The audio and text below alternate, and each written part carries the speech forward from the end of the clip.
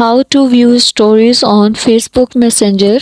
Firstly, you have to install the Messenger app from your Play Store on your Android. Now open the Messenger app in your phone. We are going to know that how to see stories or how to watch stories on Facebook Messenger. Then you can see different options at the bottom. There's a chats option, calls, people, and the stories. Click on the stories option. You can see before watching to the stories, just make sure watch the complete video and follow each step carefully to avoid forgetting anything and making mistake. You will see your story here, and you can also see the stories of different people on Facebook Messenger. This procedure is for both Android as well as on for iPhone. Just make sure,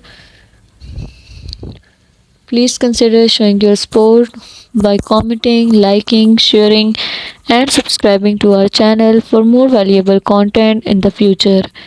Your engagement is highly appreciated. I wish you very good luck. Thanks.